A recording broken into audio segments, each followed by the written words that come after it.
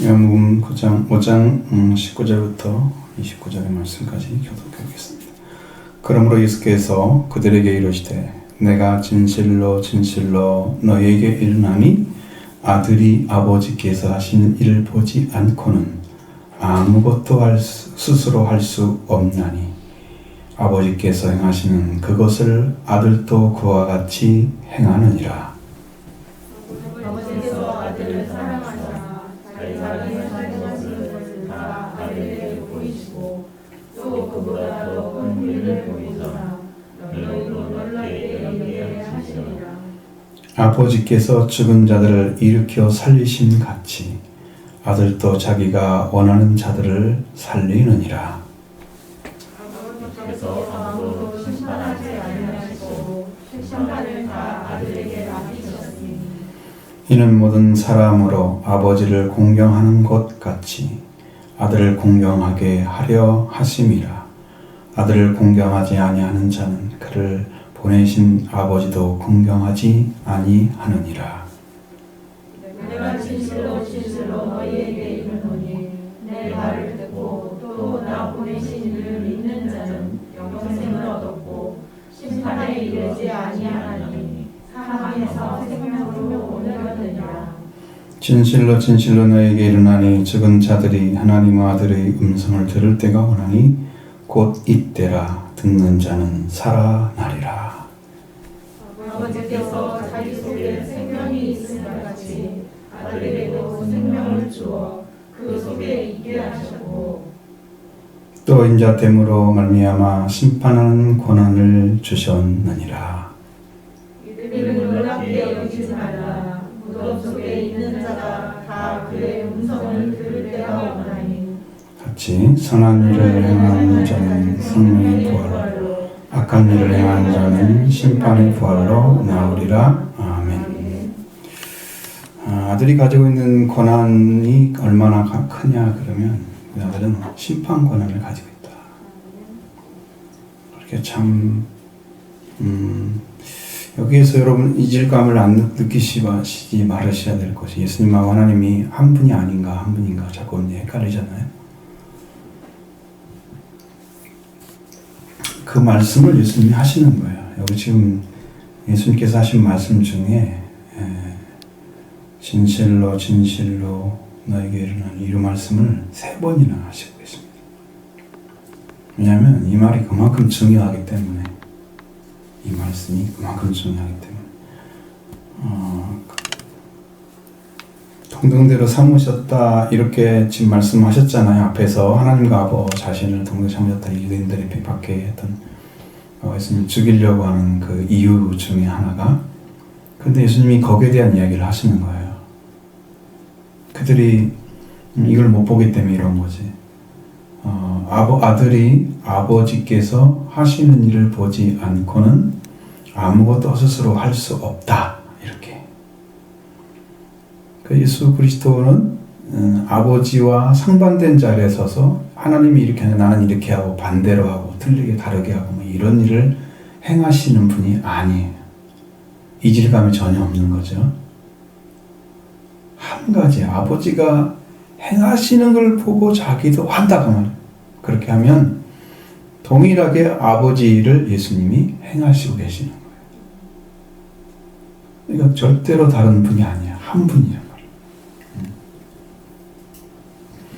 그래 아버지 아무것도 스스로 할 수 없다 그랬어요. 아버지께서 하시는 일을 보지 않고는 아무것도 스스로 할 수 없나니. 왜? 그런 권한을 아버지가 가지고 계시기 때문입니다. 여러분 이 세상에서도 아버지가 하시는 일과 자녀들이 할 일이 따로 있잖아요. 그럼 여기는 성경은 반드시 이렇게 나와 있습니까? 아버지와 아들의 관계로 나와 있습니까? 그러면 아버지이신 하나님이 가지신 권한과 아들이신 예수님이 하신 권한이 아들이기 때문에 다른 거지 그 권한이 서로 다르기 때문에 다른 게 아니란 말이에요.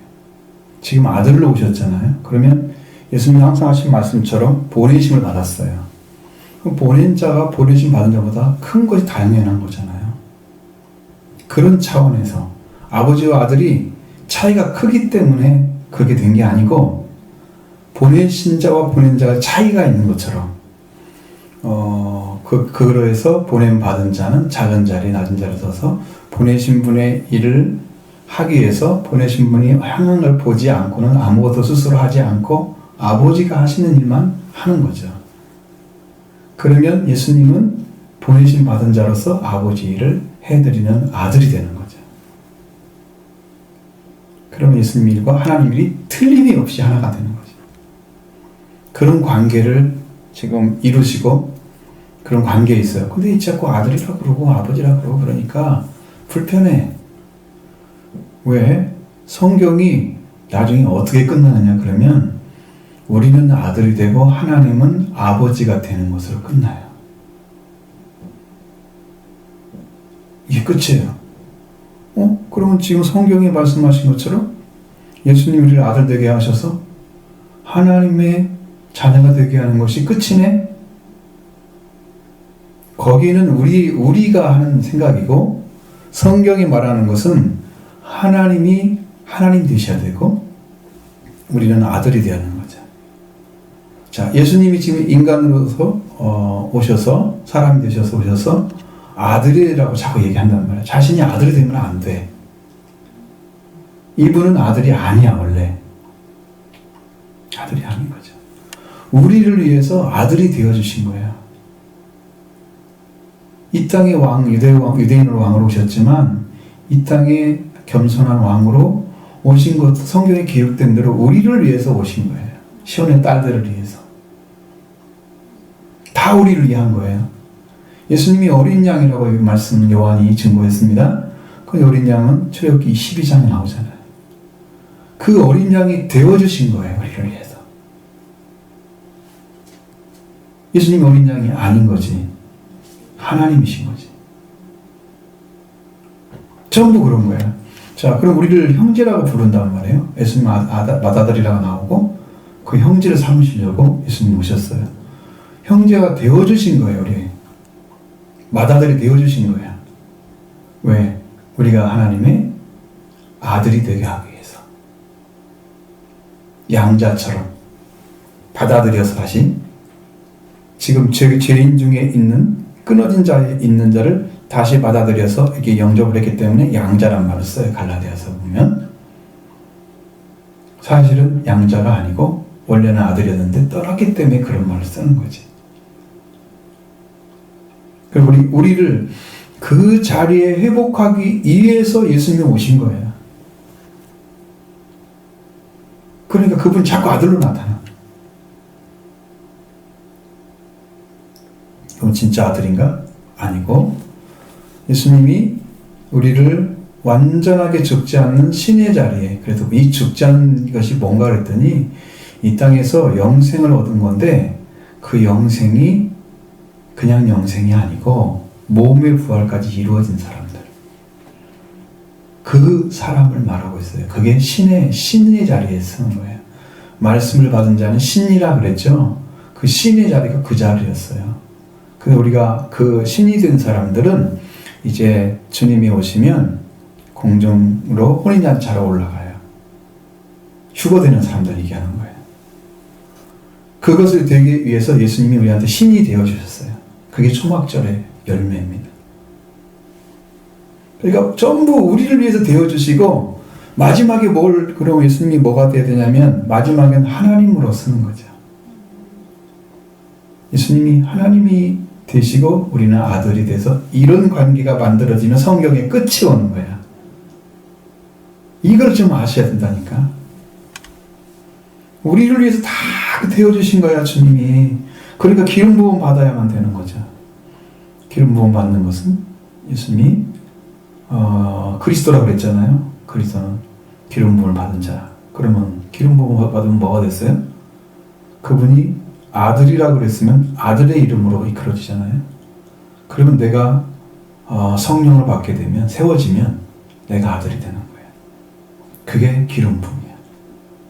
나를 아들로 불러줘. 왕 같은 제사장이야? 그럼 예수님이 왕 같은 제사장으로 오셨어요. 그럼 우리가 왕 같은 제사장이 되는 것이 바로 기름 부음 받은 거예요. 세워진 거란 말이에요. 그래서 성령 받는 데까지 달려가는 게 우리가 살아야 할 신앙의 목표가 되는 거예요. 세워지는 거예요. 속죄와 부활은 기본이야. 성경은 베이스야, 그게. 그게 한 것이 큰 일이 아니고, 그렇게 믿어서 여러분이 이루어지는 게 그게 기본이라고. 그걸 하기 위해서 여러분 부르신 거예요. 그걸 믿음으로 받아들여서 말씀을 붙잡아요. 속죄와 부활을 주시기 위해서. 주님이 오셨다. 그분을 믿는 속죄와 부활이 이루어지는 거다. 그게 기본이라니까. 이것이 안 된 이상은 우리는 지금 깔리지 않은 거야. 오늘도 성경을 다 읽어왔을 때 이 땅에서 기초돌을 놓는 그 일을 하시는데 그 돌이 바로 터라고 하는 거죠. 기초죠. 터가 바로 그리스도, 예수 그리스도라고 말씀하고 있습니다. 그러니까 그분이 여러분의 구원자로 딱 서서 이런 신분들을 다 찾아주게 되면 여러분 하나씩 얻는 거예요. 가장 기본적인 타이틀을 하나 붙어주면 그게 아들이 되는 거예요. 그거부터 시작하는 거예요. 나머지 왕도 되고 그런 쪽 가면 형제도 되고 친구도 되고 그게 나오잖아요. 예수님 이루신 거 선지자, 제사장 다 되죠? 우리가 영적인 신령한 제사장이 되라고 성경에 기록되어 있잖아요. 실제로 억지가 아니죠. 그리고 이제 어린 양이 되어주시고, 그럼 우리가 양의 자리에 들어 찾아요. 예수님이 나의 죄값을 치르시고 왕이 되어주시잖아요. 그러면 여러분이 어린 양이 되는 거예요. 양이 되면 그때 예수님이 선한 목자가 되시는 거예요. 우리한테 오셔서 그때 역할을 해주셔. 내가 양이 안 됐기 때문에 내가 내한테 선한 목자의 일을 안 하시는 거지.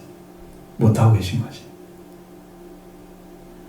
주님이 우리 이걸 다 찾아주기 위해서 지금 오시는, 그러니까 자꾸 아들이라고 자기를 얘기하는 것은 우리가 아들 되게 하시기 위해서 세워지는 거예요. 여러분이 그 자리를 잃어버렸기 때문에 생육과 번성하라 하나님께 주신 그 생육과 번성하는 그 아들의 자리, 생명이 태어나서 씨가 뿌려지는 그 자리, 그 영적인 그 아들들이 바로 이 자리인데, 이 아들이 되는 것이 기본이고 다스린 자가 되는 것이 두 번째. 그래서 왕과 아들이 되는 게 우리 신앙의 기본인 거죠. 여러분 그걸 붙잡고 들어가셔야 돼. 이게 성경인데 왜 말씀을 나는 안 믿어지고 내 안에 안 이루어질까요? 내가 말씀을 붙잡지 않기 때문이고. 말씀을 붙잡아야 지켜가는 것입니다. 킵하는 거, 킵한다는 건 붙잡는 거죠. 영어는 지킨다고 하잖아요. 그것을 가지고 킵하는. 그런 일을 그렇게 하는 생각하고 계십니다. 지금 예수님도 그 일을 하고 있어요. 아버지께서 하시는 일을 보지 않고는 스스로 아무것도 할 수 없다. 아버지께서 행하시는 그것을 아들도 그와 같이 행하느니라. 그러니까 아들과 아버지는 동일한 일을 하고 계신다는 거예요. 동일한 일. 뭘 하고 계실까?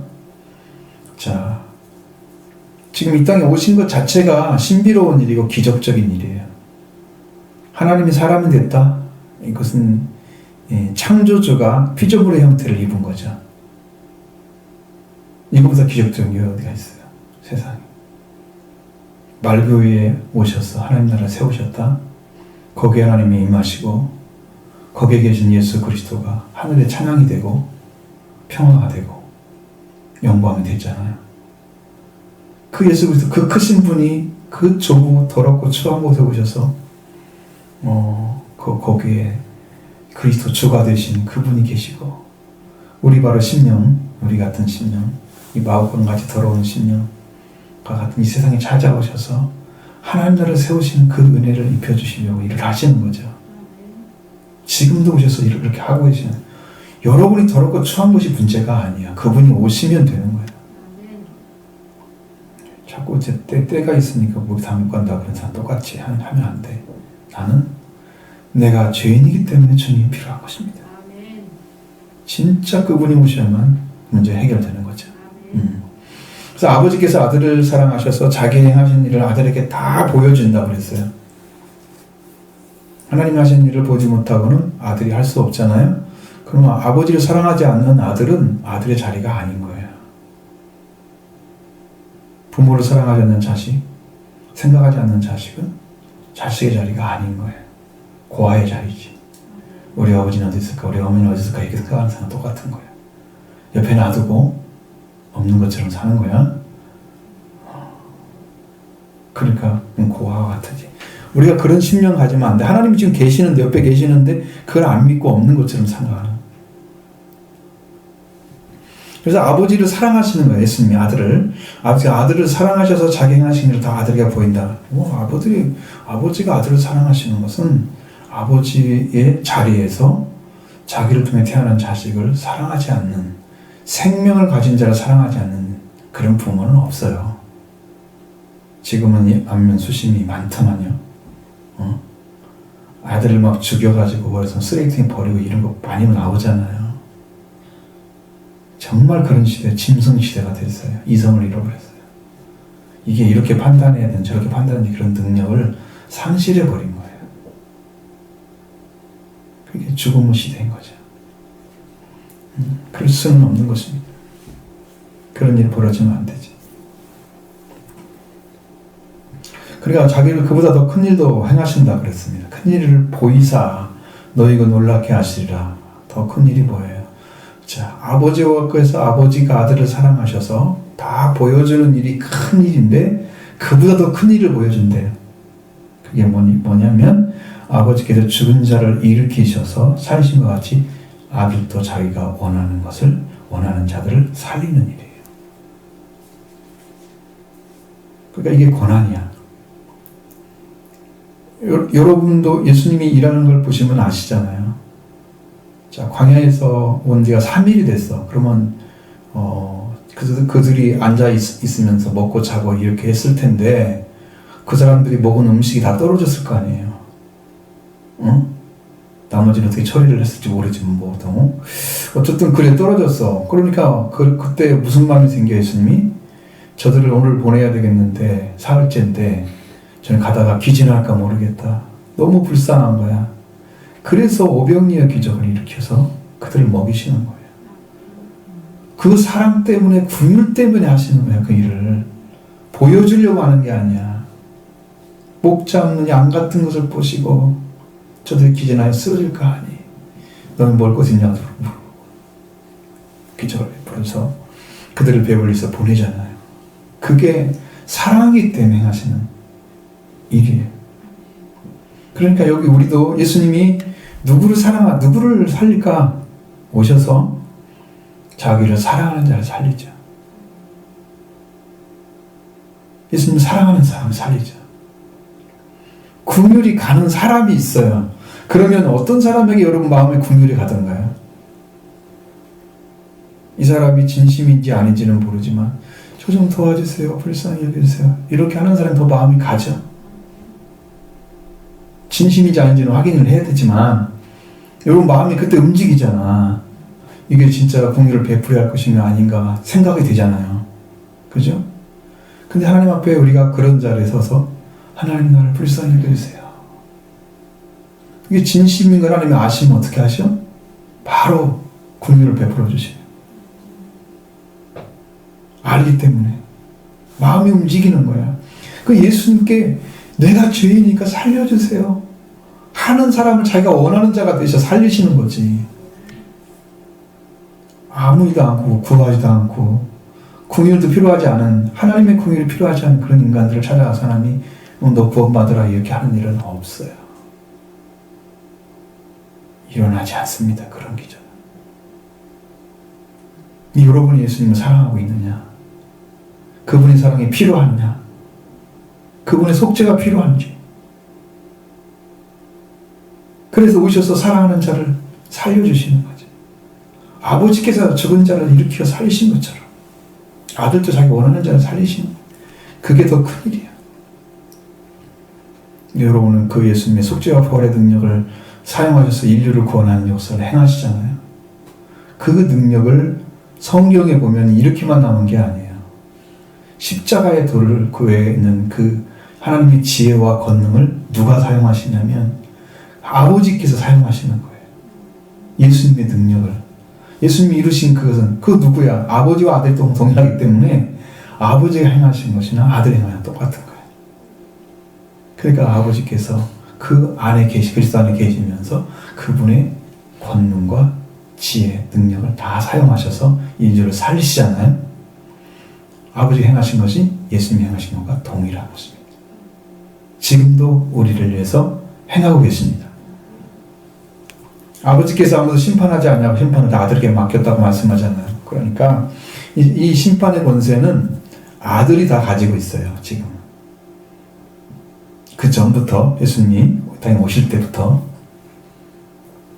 그 권세를 가지고 있어요. 그 아들의 자리에 서셨기 때문인가 인자됨으로 인해서 심판의 권세를 주셨어요. 여러분 살리고 죽이는 그 능력은 그 살리고 죽일 수 있는 권세를 가진 분이 행하시는 거예요. 그래서 아들이 이 땅에 살리러 오셨기 때문에 살리러 오신 예수 그리스도가 그 권세를 갖는 게 온전한 거죠. 지금 그 권세를 행하시고 계시는 거예요. 그럼 여러분에게 어떤 일을 행하고 있습니까?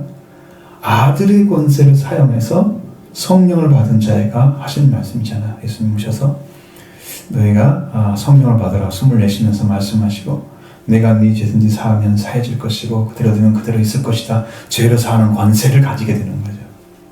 아들의 권세입니다. 이걸 사하시는 거예요.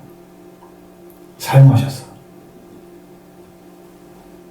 여러분 죄사함도 피를 발라주는 것도 성령 받은 자에게 맡긴 거예요. 여러분이 은혜 받고 스스로 갈 수 있다면 그냥 하겠죠? 근데 그걸 못하고 있잖아요. 우리가 무능해지고 부족해지고 그러면서 하나님께 더 가까이 가는 길을 찾지 못하고 있는 우리의 모습을 보고 있잖아요. 여러분의 긍휼을 구하시기 바랍니다. 주님이 주고자 하는 걸 받을 준비가 돼 있어야 되지.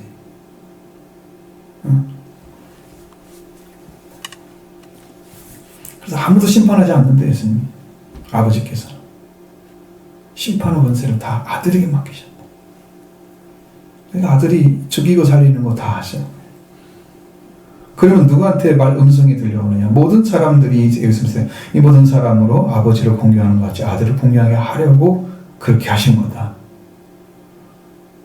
그러니까 많은 사람들은 예수님이 아버지의 아들과 아버지와 같은 자리에 서 있다는 것을 인정하지 않습니다.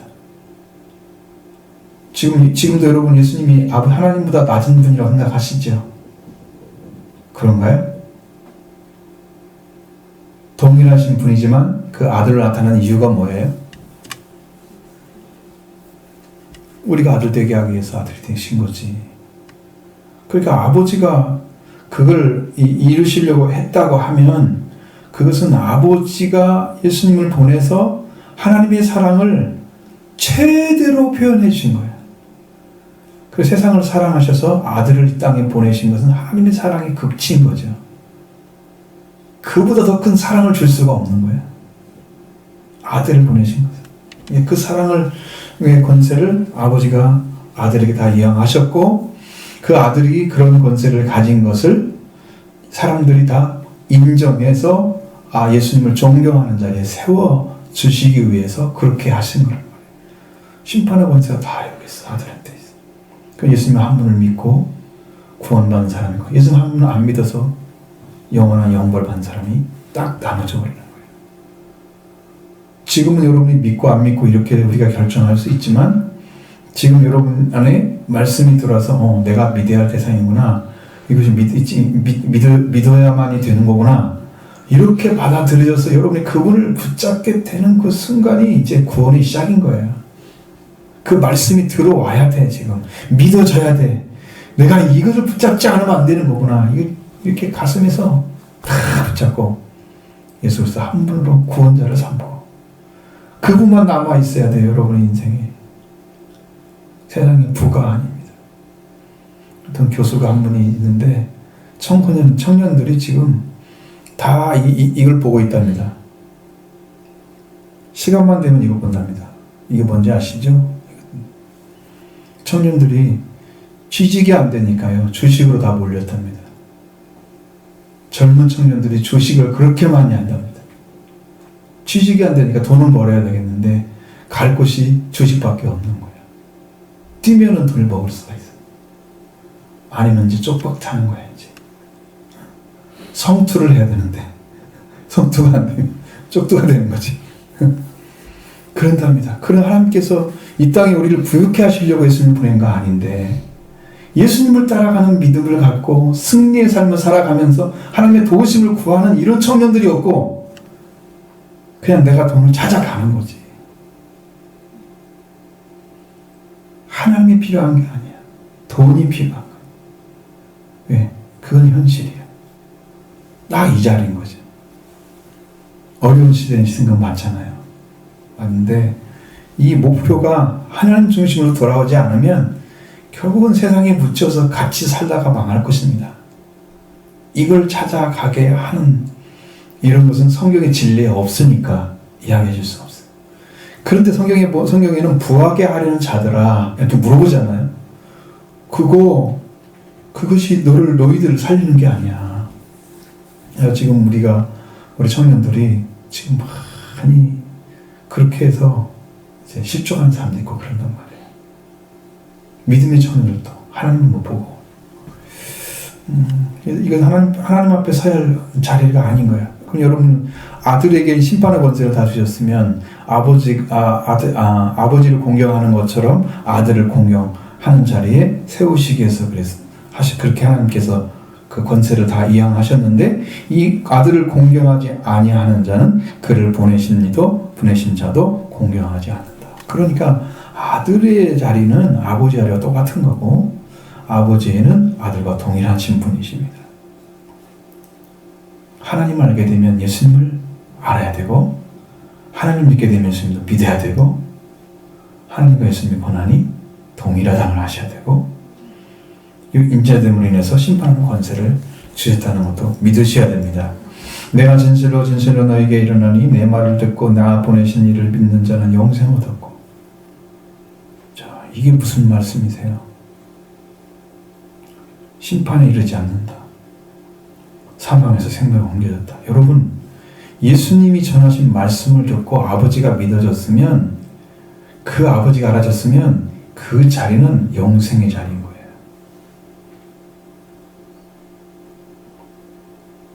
하나님을 늘 창조주로만 놔두고 그러면 창조주라고 하면 이제 우리 창세기부터 시작되는 거죠. 피조물의 자리에 쓴 거잖아요. 그러면 창조주라고 하는 그분을 알게 됐으면 그 다음에 내가 어떤 자리에 사용할도 알 수 있습니다. 우리는 타락을 했기 때문에 재창조가 필요한 거예요. 그래서 그리스도 안에 있으면 새로운 피조물이라고 말씀하셨습니다. 새로운 창조물이라는 뜻입니다. 예수님 그리스도가 재창조주의 주님이십니다. 그래서 새로운 피조물이라고 쓴 거예요. 그러면 예수님으로 다시 태어나야만 되는 거예요. 재창조를 받아야 돼요. 이분으로 인해서 얻어진 은혜를 다시 입어야 하나님께 세운 자리로 원래 자리로 돌아가는 거예요. 그러니까 이 권세를 예수님이 가지고 지금도 일을 하고 계십니다. 그래서 이 예수님이 이렇게 해서 나로 인해서 내가 예수님께서 속죄와 부활을 이루시고 하나님께 가는 길도 알려주시고 하나님이 어떤 분이라는 걸 말씀하셨을 때 그 말씀을 그대로 받아들인 사람들은 아버지를 받고 믿고 받아서 아는 사람들이잖아요. 그 사람들은 영생을 가졌습니다. 재창조가 이루어지고 하나님 누군지 깨닫고 알게 되고 그래서 이제 그 믿음이 견고하게 세워지는 거예요. 심판에 이르지 않는다고 그랬잖아요. 정죄받지 않는다는 거예요. 다시는. 왜? 사망에서 생명으로 옮겨졌다는 거예요. 지금 하나님을 알지 못하는 자들이 망하는 겁니다. 여호와를 아는 지식이 없으므로 세상이 망한다. 하나님을 모르기 때문에 망하는 거예요. 그분을 인정하지 않고 있는 사람들은 자기가 하는 길이 지금 멸망의 길인 것조차도 모르고 있습니다. 여러분 가는 길은 생명의 길인가요? 그분이 찾아줬습니까? 확실하게 믿으십니까? 그분을 붙잡지 않으면 우리의 삶이 얼마나 허망하겠습니까? 시간 가는 족족 다 하나하나가 여러분 하루 가고 이틀 가고 일주일 가고 또 한 달이 가고 금방금방 가더라고. 그 시간들이 하나님 향해서 가는 길로 사용되고 있는지 아니면 아직도 내 삶을 살기 위해서 나를 위해 투자하고 있는지 잘 보셔야 돼요. 이렇게 옮겨주시는 역사, 아버지의 아버지를 증언하시는 아들의 말을 듣고 그리고 나를 보내신 이를 믿는 자는 영생을 얻었고, 그러니까 예수 그리스도가 말씀하신 말씀이 믿어져서 아버지가 믿어지는 그 믿음. 내가 예수님이 자기가 스스로 내 아버지라고 하시는 그분이 여러분 믿어진다면 여러분은 영생을 취한 자입니다. 그래서 저 그 말씀이 지금도 기억이 나는 게 계속해서 하늘에서 내려오는 그것이 보여집니다. 영생은 참 유일하신 참 하나님과 그가 보내신 자 예수 그리스도를 아는 것이나이다. 그것이 영생이라는 거예요. 믿는 게 아니고 아는 거라는 것입니다. 믿는 차원이 아니고 아는 차원. 듣는 차원이 아니고 보는 차원입니다. 여러분 TV 보는 거하고 라디오 듣는 거하고 똑같아요? 엄청 다르죠? 여러분 눈 감고 있는 거하고 눈 뜨는 거하고 똑같아요? 엄청 다르죠? 보면 증거를 갖게 되죠? 들으면요 그게 그건지 뭘로 알아들어요? 목소리로만 알아들어. 그게 믿음이야. 이것이 눈이 활짝 열려서 이게 지금 들었던 그 말이 이 말씀이네? 딱 눈이 열리면 그때는 증거가 다 되는 거야. 증언자인 거죠. 내가 봤어. 물론 착각하는 사람도 있긴 하지. 되게 정신적인 문제가 있는 사람들. 그 외에는 거짓말 할 수 없잖아요.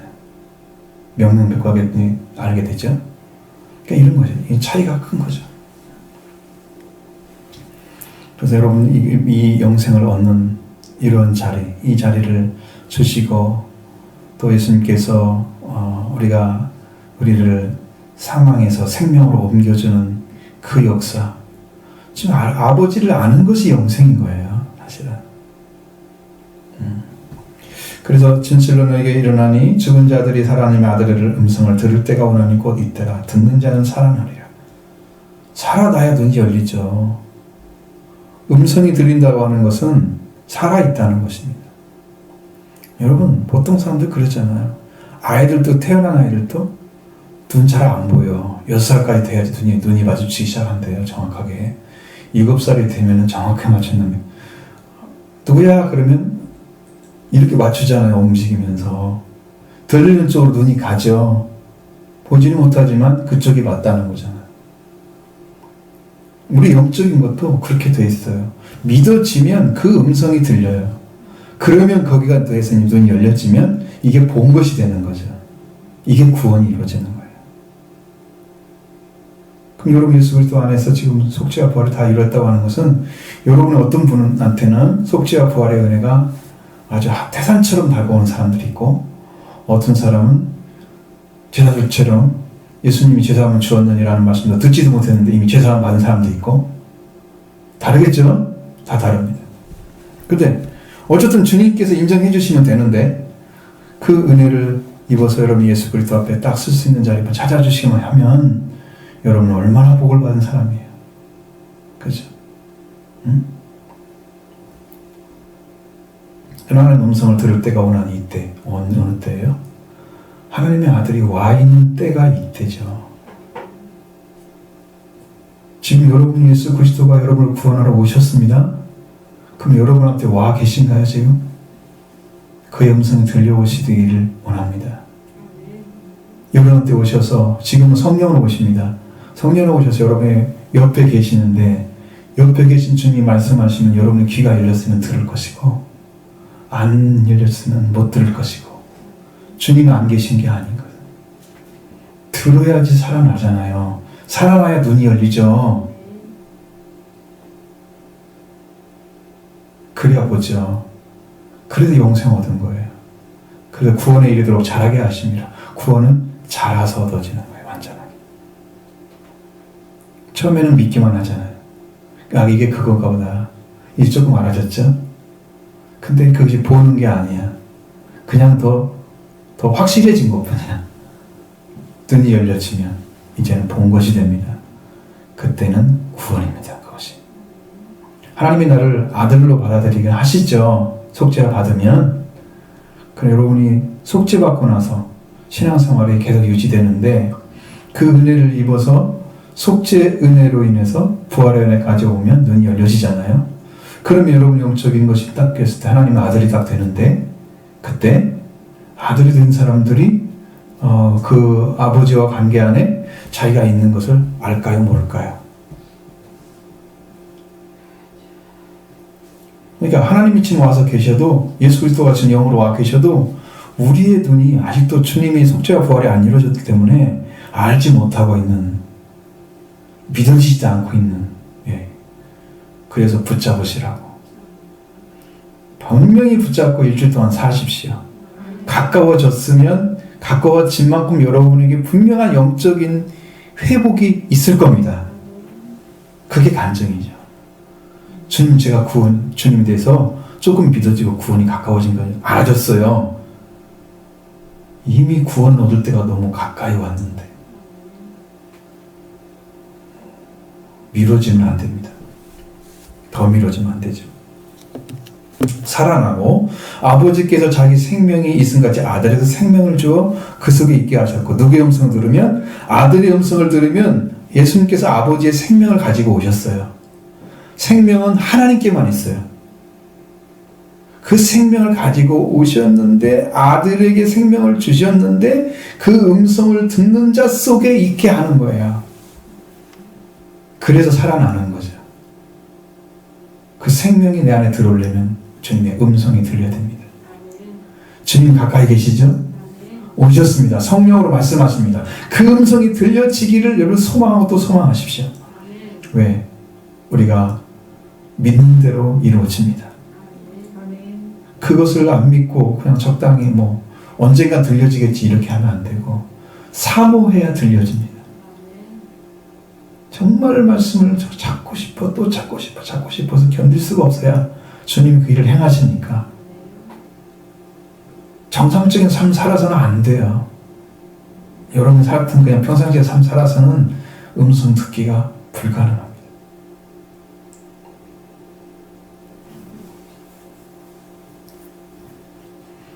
자, 아들의 생명을 주셨죠? 그걸 가지고 오셨습니다. 자, 인자됨으로 인해서 심판하는 권한을 주셨느니라. 여러분, 재판의 권한은 누구에게 있습니까? 재판장에게 있죠? 재판장이 그걸 듣고 변호사, 검사의 말을 듣고 이야기하잖아요. 사탄은 참수하는 자니까 무조건 죄가 있다고 할 것이고 무조건 문제를 삼을 거고, 예수 그리스도는 생명의 주님이 그걸 가지고 죄를 사했다고 다 하실 건데, 그분이 재판장인데 그분의 편에 서서 그분이 나의 재판장에서 변호인이 되어지면 무조건 우리는 속죄가 돼서 이제 죄를 정죄받지 않죠. 그러니까 주님 나의 재판장이 되어주시면 내가 살지만, 주님을 우리 변호사로만 세우고 있다고 하면 우리는 지는 거죠. 재판장이 우리 편이어야 우리가 이기잖아요. 그리고 우리가 불화를 행했을지라도 그것을 용서해 주시, 용서를 받은 사람이라고 하는 것이 증거가 되는 분이, 증거를 할 수 있는 분이 우리 죄를 용서해 주신 분이잖아요. 내가 이 죄를 사했습니다라고 얘기하면 아무리 마귀가 정죄를 해도 나는 정죄를 받지 않아. 네, 그분이 증인이 되시잖아. 그래서 재판장이 우리 편이 되시는 거예요. 우리는 심판의 자리에 세워지지가 않는 거죠. 근데 이 심판의 자리에 세워지는 사람이 어떤 사람이에요? 이게 구원의 자리에 서지 않은 사람들. 다 심판을 받습니다.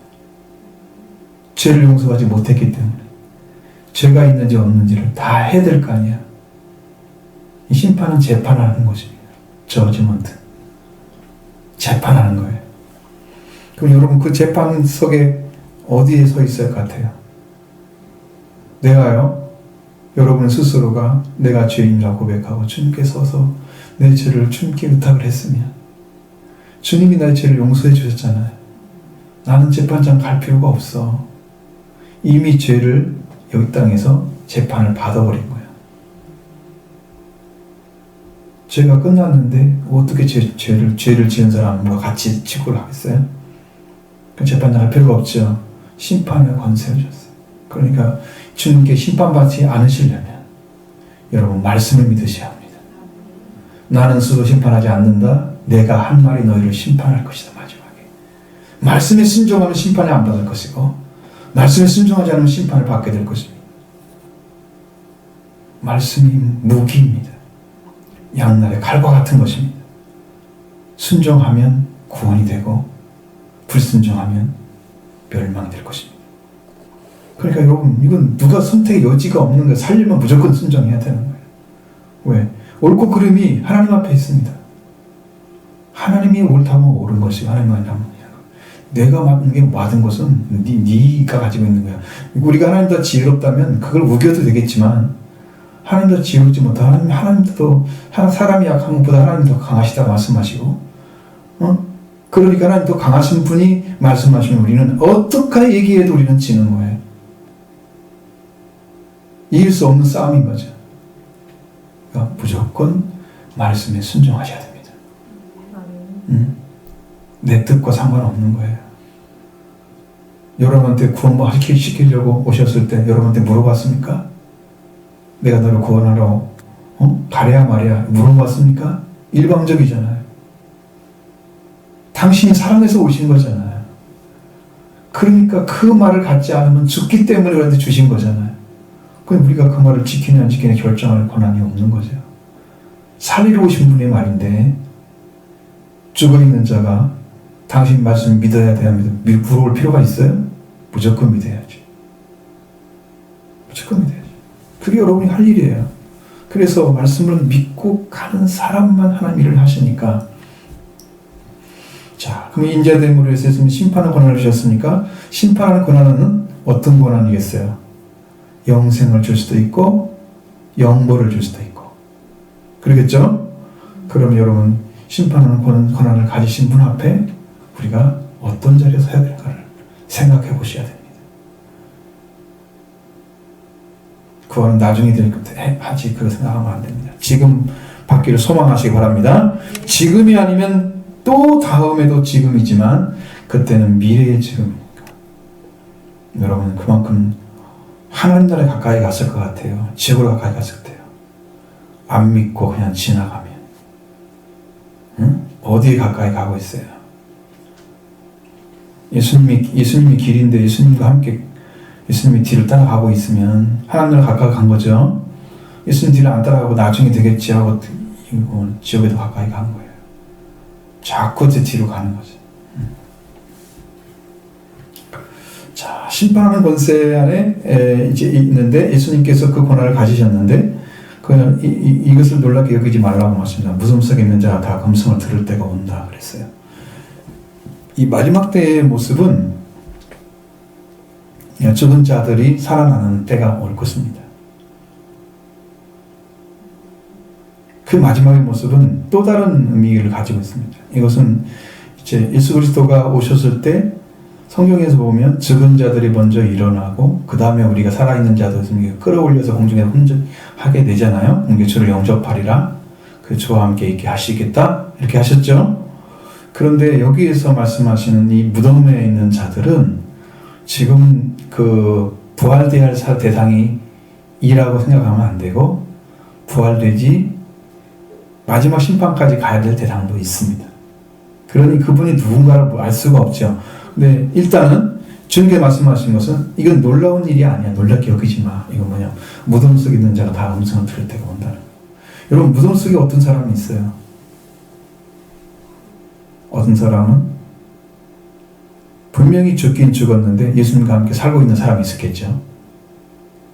어떤 사람은 예수님과 함께 살지 않고 음부의 죽은 자들 가운데 섞여 있는 사람이 있겠죠. 그들이 무덤 속에 있잖아요. 지금 죽기는 죽었죠. 그러니까 그의 음성은 다 들릴 것입니다. 멸망의 자리에 있는 사람도 죽은 자로 몸소 나타날 것이고, 죽은 자로서 음성이 들려질 거고, 이제 영생에 있는 사람도 주님의 음성이 들려질 것입니다. 그럼 그들이 살려내겠죠?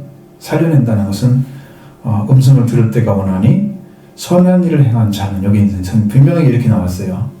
생명을 위해서 살아가는 사람입니다. 생명의 삶이죠. 선한 일을 행하는 사람. 여러분의 사고가 사람 중심으로 생명이 돌아와서 물질을 쓰더라도 생명을 위해서 쓰고, 하나하나 쓰더라도 이 생명을 살리기 위해서 쓰고, 올바로 사용하고, 물질을 확 선용하는 방식이에요. 나를 위해서 쓰고, 내 나를 좋게 하게 쓰고, 자기 치장하게 쓰고, 이런 거 아니에요. 그렇게 하는 사람들은 부자들이잖아요. 그 사람들은 또 바른 벌이 따로 있습니다. 선한 일을 행하는 자는 생명의 부활이 됩니다.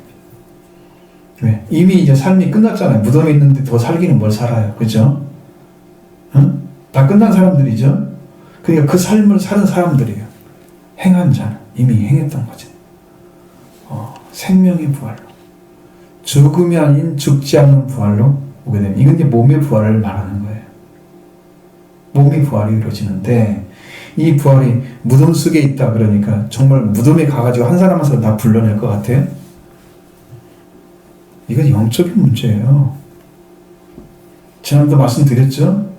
그렇게 한 분 한 분의 죽음이 있어서 흙이, 그 피가 어디에 섞여 있는지를 그걸 다 찾아가지고 그걸 다 하나라도 만드는, 하나님은 못하실 수가 없으시지만 그렇게 할 필요가 없는 거란 말이죠.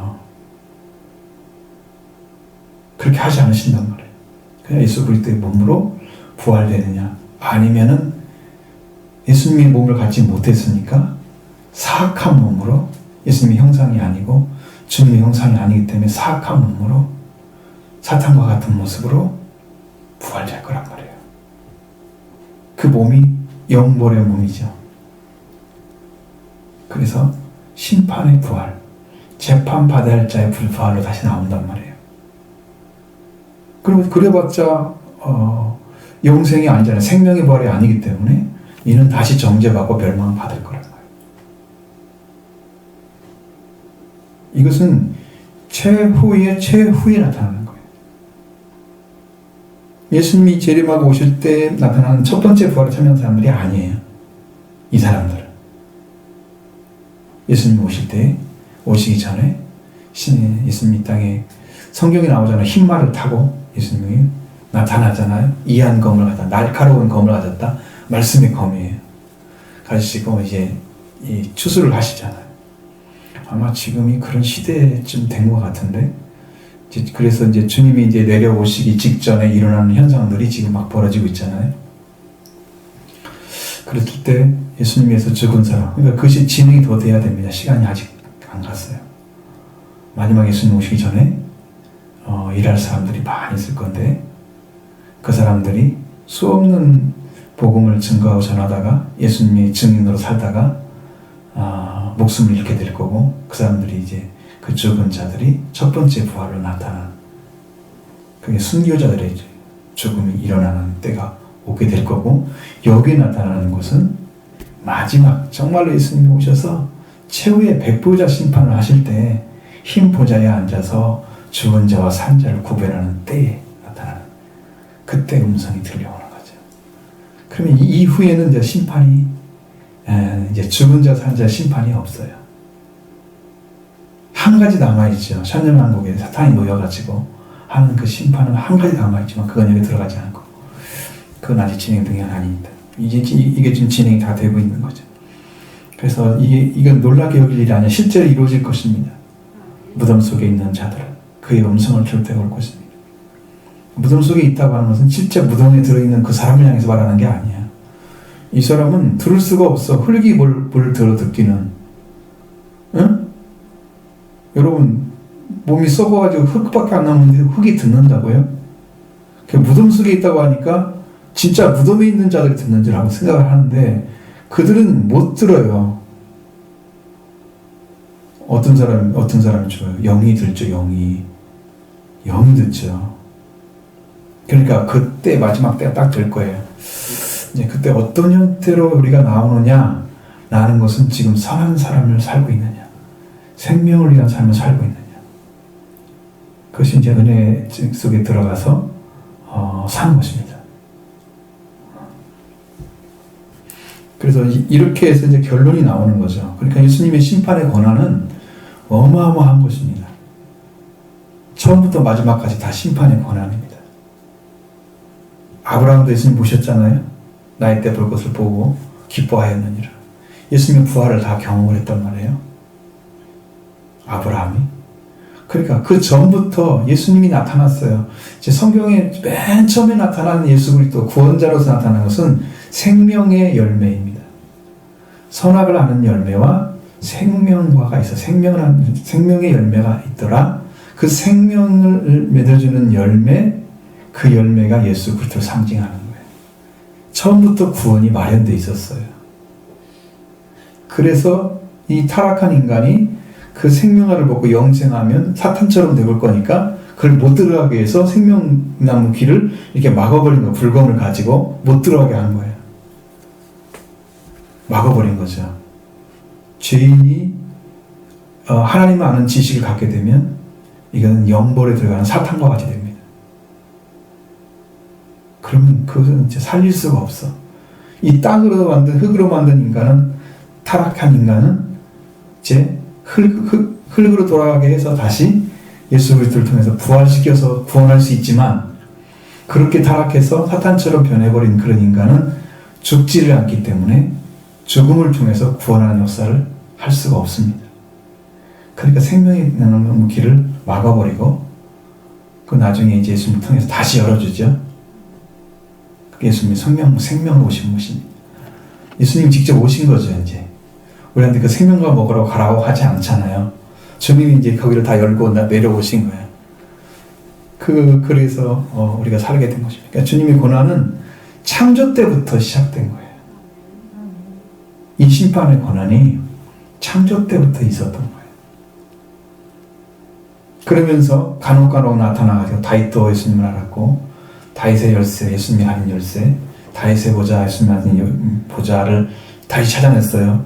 그 보좌, 다윗이 알았던 그 보좌에 앉으신 분이 예수님이신데, 아브라함과 다윗의 자손으로 오신 분이 예수님이신데, 그분을 하나님 성경이 증거하고 있습니다. 그러니까 이렇게 완전한 성경을 여러분이 믿고 있는 거고, 그래서 예수님의 구원은 완전한 것입니다. 신구약이 하나로 통일된 구원을 허락해 주신 거예요, 하나님이.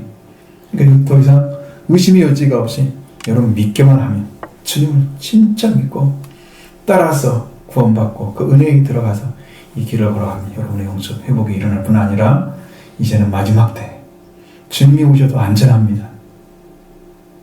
왜? 너는 이미 얻었잖아. 너는 영생 얻었잖아. 나를 믿고. 그러니 내가 마라나타 주여 어서 오시옵소서 당신을 기다리고 있었습니다. 우리가 그렇게 기다려야지. 뭐가 필요하겠어요? 늦게 오시면? 열찬년 비유처럼 등불에 등이 필요하지요. 기름이 필요합니다.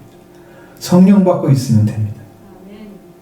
물론 사명을 받은 자는 생명을 받고 그 자리에서 있는 것이 목적이 아니에요. 일반 성도들은 그 삶을 살면 됩니다. 자기 하나 구원받는 것도 엄청 힘들어, 사실. 응? 넘치도록 은혜가 부어져야 다른 사람도 구원하지. 자기 자리도 못 찾고 있잖아요, 지금요. 쓰기 힘들죠. 그것은 이제 은혜가 부어지는 것이 너무 적기 때문에. 1시간 구 기도하면은 현상 유지입니다. 2시간 기도하면 10년 안에 부흥이 옵니다. 영적인 부흥. 3시간 기도하면 넘칩니다. 그때 저는 전도할 수 있습니다. 영적인 부분 가지고도 다른 사람 말하면 좀 부족하죠. 그 여러분의 기도 생활이 얼마나 필요한지를 그 성령의 명령이 항상 하잖아요. 기도하라고. 쉬지 말고 기도하라고. 응? 계속 기도하라고 힘쓰면. 응? 무시로 기도하라. 항상 기도하라는 뜻입니다. 기도에 대해서 성경은 엄청 강조하고 있는. 왜? 하나님을 받아야만 사는 놀이기 때문에. 물이 없어서 살 수 없는 놀이죠. 물 필요해 찾으러 가죠. 먹을 거 없으면 죽잖아요. 찾으러 가죠. 육신을 위해서는 다 아는데 이 영이 죽는 건 모르고 영이 지금 숨도 안 쉬고 있는 것도 모르고 그냥 멀쩡히 살고 있는 거야. 왜? 자기를 사랑하는 사람은 그렇게 안 하죠. 자기를 사랑한다면 여러분이 지금 숨 쉬고 있는 거 확인할 거 아니에요. 육체의 병이 걸리면 얼른 병원에 가잖아요. 영이 병이 걸렸는데 왜 아무도 안 와요, 교회로? 어? 그건 진짜로 안 필요한가요? 제대로 좀 믿어서 여러분 예수 그리스도 안에 무엇이 필요한지를 성령께서 가르치신 대로 진단을 받고 거기에 순종하는 삶을 살아서 여러분이 구원의 길을 걸어가는데 조금도 부담이 없도록, 그리고 시간 낭비하지 않고 정확한 길만 걸어가도록 그렇게 인도를 받아야 될 거 아니에요. 그죠? 기도 삶을 열심히 사십시오. 끊임없이 사십시오. 주님이 명령하십니다. 이 길을 걸어야만 교회가 산다는 거예요. 주님은 그래서 이를 세우시기를 원하십니다. 교회를 강력한 교회로, 이 땅에 본보가 되는 교회로. 이 팬데믹 시대지만 정말로 영적으로 살아가는 교회가 어떤 교회인가를 보여주기 위해서 살리는 교회가 되기를 원합니다. 한 분 한 분 영적 회복이 일어나고 이 복된 길에 함께 참여하는 자가 되기를 원합니다.